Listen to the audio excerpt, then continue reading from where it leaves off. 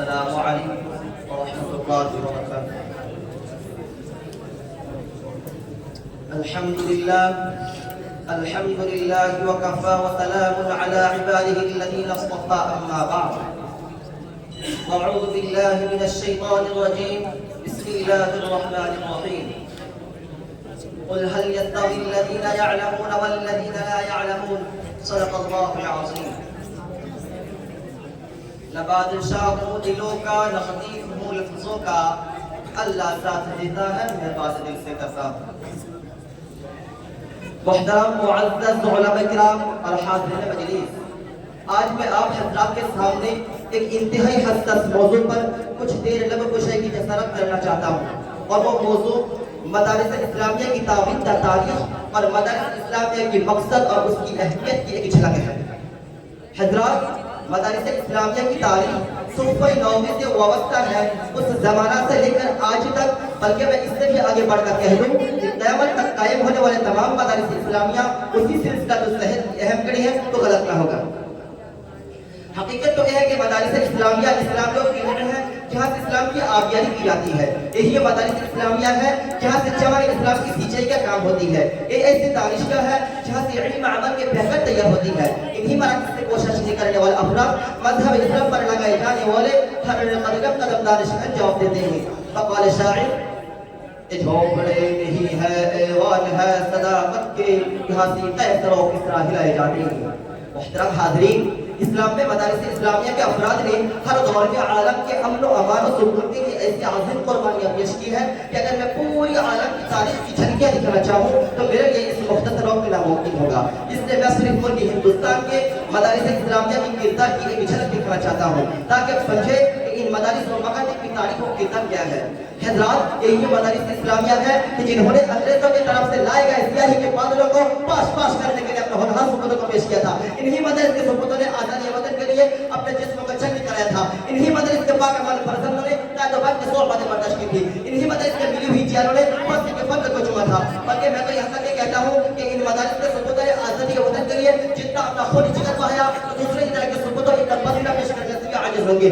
اور مسلمانوں میں تمہیں بتاتا ہوں کہ آزادی کا سور پھونکنے والے محدث جلیل شاہ ولی اللہ محدث دہلوی رحمۃ اللہ علیہ ہے.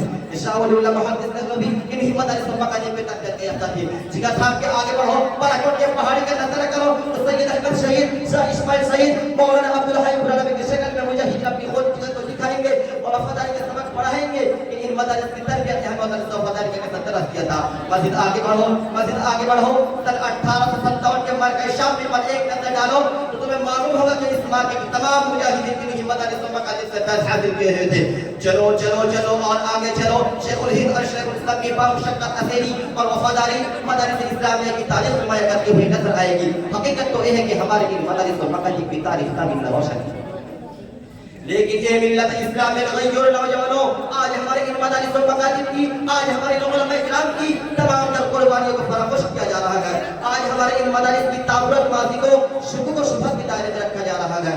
اس لیے ملت اسلام میں غیر نوجوانوں، آج حضرت ناظم کی روح میں آواز دے رہی ہے، حضرت کا کوئی قدیر پکار رہا ہے، شیخ الہند کا رستہ دے رہا ہے کہ قاسم نانوتوی کی روحانی فرزندوں جن ادارے کے فیض یافتہ تربیت نے ہم نے ہندوستان میں انقلاب کا سورج روشن کیا تھا، آج انہی طرف کو مخالفت کی جا رہی ہے. آج انہی طرف کو بنیاد پرستی اور ملک دشمنی کا دعویٰ دیا جا رہا ہے. اس لیے آج میں علماء کرام کی موجودگی میں پوری دنیا کو پیغام دینا چاہتا ہوں کہ ہمارے اکابر نے سن کے ہندوستان کو انگریزوں سے آزاد کرایا تھا، ہم دل کا پرستی سے آزاد کرائیں گے. ہمارے اکابر نے سن کے ہندوستان کو انگریزوں سے نجات دلائی تھی، ہم ان کے دشمنوں سے اس ملک کو پاک صاف کریں گے انشاءاللہ تعالی. اے ہندوستان کے جھیلوں، آج ہمیں مدارس اسلامیہ اور مراکز دینیہ تحفظ اور بقا کے خاطر بخاروالیوں میں قدم رکھنا ہوگا، دارالرسل کو چننا ہوگا. اس لیے کہ یہی اکابر کا طریقہ ہے، یہی اکابر کا دستور ہے، یہی شیخ الہند کی تعریف ہے، یہی مجاہدین ملت کا کردار ہے. کیونکہ یہ صرف ہما شبہ کا مسئلہ نہیں، ایمان کی حفاظت کا مسئلہ ہے، دین کی تحفظ کا مسئلہ ہے، شریعت کی پاسداری کا مسئلہ ہے، رسالت اور نبوت کی عزت اور آبرو کا مسئلہ ہے. یاد رکھیے، اگر ہم اپنے آپ کو اپنے گھر میں معمول اور محفوظ سمجھ لیں گے تو ہمارے نادان اور بیوقوف بھی ہیں. ہمیں یقین رکھنا ہوگا کہ اگر یہ مدارس باقی ہے تو مسلمانوں کی تشخص و امتیاز باقی ہے. اگر ایک طرح زندہ ہے تو اسلام کا چراغ روشن ہے. اگر دین مدارس محفوظ ہے تو ہمارا عزت اور آبرو محفوظ ہے. اور اتنا ہی نہیں مدارس کے وجود سے لاکھ کے اللہ کا فضل قائم ہے. مدارس کے قائم سے قلوب کی رفعت متعلق ہے. مدارس کے روشنی سے جاری محل کا چمک اور مسکی اور روشنی ہوتا ہے. اور انہی کے دم سے ہندوستان آباد ہے. بلکہ حقیقت تو یہ ہے کہ مدارس کی ہی دم سے ہے یہاں کی آبرو باقی. مدارس کی ہی دم سے ہے یہاں کی آبرو باقی. انہی کے فیض سے ہے ملک میں سرسد و شادابی. توجہ کرنا ہاں توجہ کرنا. آج اگر دینی مدارس و مکاتب نہ ہوتے تو آپ کا نکاح پڑھنے والا کوئی نہ ہوتا. آج اگر دینی مدارس و مکاتب نہ ہوتے تو آپ کا جنازہ پڑھنے والا کوئی نہ ہوتا. آج اگر دینی مدارس و مکاتب نہ ہوتے تو حقوق والدین کو بتانے والا کوئی نہ ہوتا.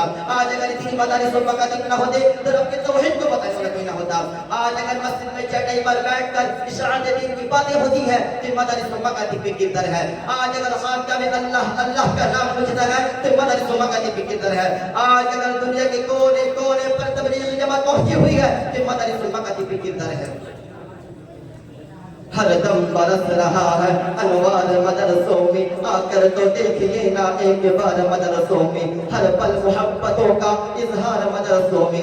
گفتار مدرسوں میں, کردار مدرسوں میں. دن بھر تلاوتیں ہیں, شب بھر عبادتیں ہیں, ہوتا کوئی نہیں دن اتوار مدرسوں میں. آزادیوں کے نعرے ہم نے عطا کیے تھے, آزادیوں کے نعرے ہم نے عطا کیے تھے مادر وطن کے معمار مدرسوں میں.